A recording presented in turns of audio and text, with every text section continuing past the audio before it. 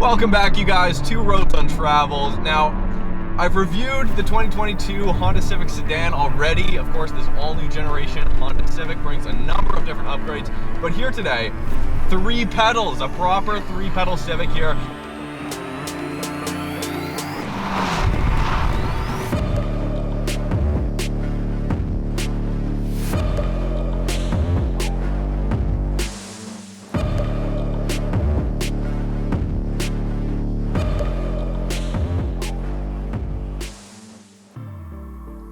So there are a number of different changes with the hatchback other than just purely styling. So let's jump in, let's go for a drive. Oh man, I've missed a manual transmission Civic.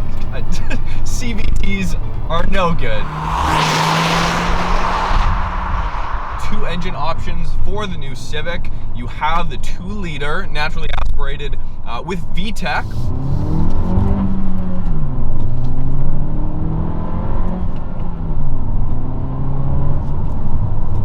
So that 2-liter naturally aspirated engine does have VTEC on both the intake and exhaust camshafts, your kind of standard VTEC setup, whereas this one I'm driving today has been optioned with the 1.5-liter turbocharged engine. Now, if you go look at Honda and what they're telling you, they will say that this is a VTEC engine, which it kind of is and it kind of isn't. So there is actually VTEC cam and variable cam lift, but only on the exhaust side. So what you don't get is that signature kind of, if you've ever driven some old school Honda Civics, such as maybe the Type R or Preludes or any number of other Hondas or Acuras that had proper VTEC, you don't get that like huge kick at 5,500 RPM or somewhere around there. It's only on the exhaust side, mainly there for efficiency. But what it does have is continuously variable valve timing. So in some cases, in low and mid RPMs, depending on your throttle, it will overlap the valves basically in order to keep the turbo spooled as efficiently as possible so that you have incredible throttle response and torque delivery at low RPM. So nothing too crazy here. 180 horsepower, 177 pound-feet of torque. Nonetheless, it's a great application here.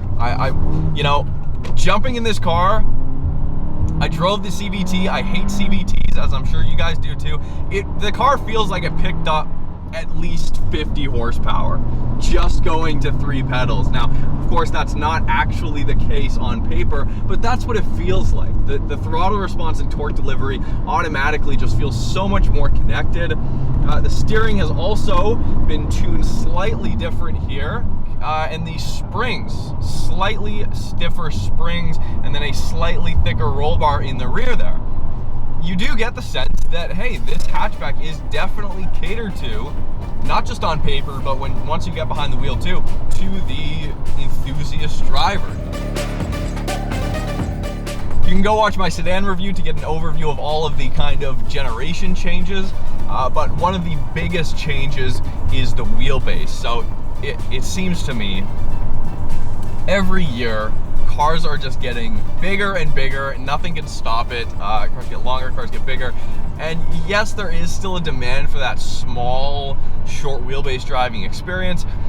There's increasingly becoming the need for just a one-car experience that can do both your daily driver kind of stuff, but at the same time be really fun and engaging on the back road. So even though this new generation Civic is 1.4 inches longer in wheelbase, these slight changes in the hatchback kind of bring back a little bit of that kind of smaller Civic nature, even though the Civic is no longer a small car.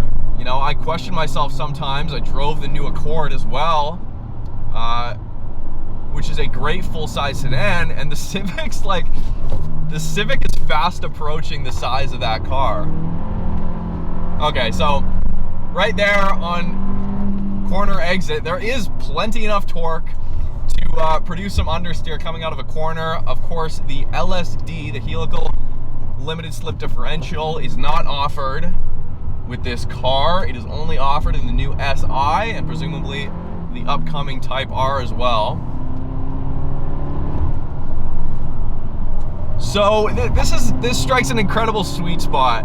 It really does, between the standard LX model, or the standard sports sedan with the CVT, and the SI, which adds a number of other things, such as rev match downshifting with the manual, and of course that helical LSD, which is, in my opinion, the biggest change. Absolutely. You only gain, I think, about 20 horsepower.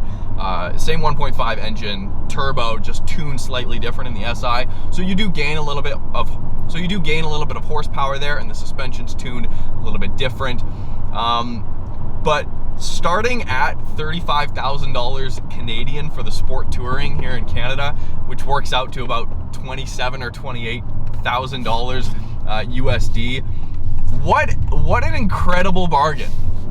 I'm telling you guys, this 180 horsepower is probably the strongest 180 horsepower I've felt.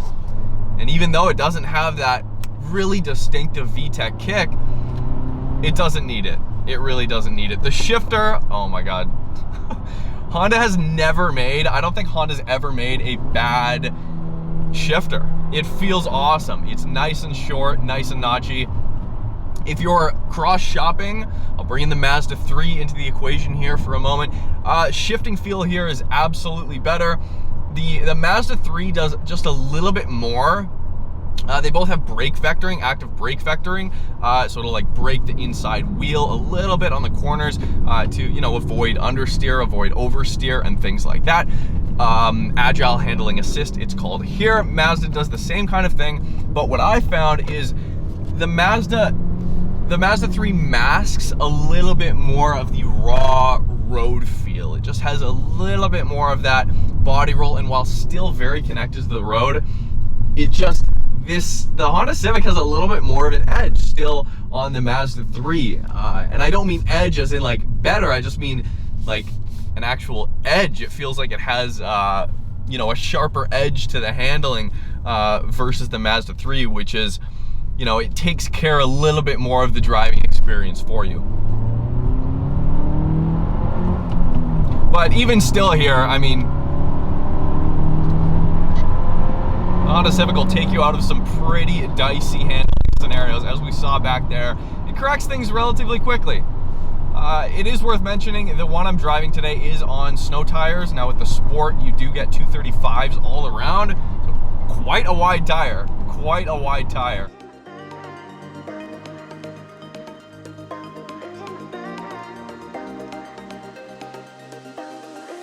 I would have never really considered the new Honda Civic as an enthusiast car. Of course, the SI and the Type R are different. But now that I'm here sitting behind the 6-speed, it's just such a well-rounded car. It's pretty amazing, honestly, that they've taken the sedan and just with a few minor changes. Nothing too amazing here. The styling's definitely different. I like the when I look at this car, all new Integra cross tour jokes aside, I kind of like the RS7-esque kind of looking profile rear end hatch style of this new Honda Civic hatch. I think it looks really nice. The taillights are changed up quite a bit.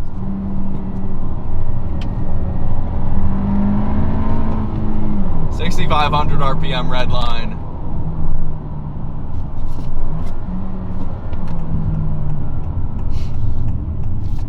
Turbo spool, no. But it's 1.5. I'd imagine the turbo is about the size of a Tamagotchi. That would be a small, you need like 10 of those.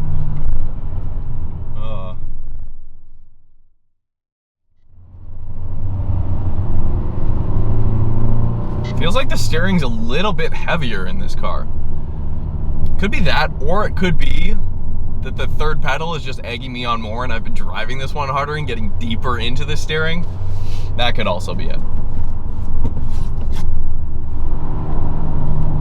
Like, instead of, you know, once the suspension loads up beginning of the corner, instead of getting kind of unbalanced, it like settles into that loaded mid-corner state so smoothly. The rear end feels nice and tight. not only is it just, hey, we're gonna throw a 6-speed in, no, we're actually going to adjust a few other things on the car so it adds in that tight kind of enthusiast back road minded driving experience.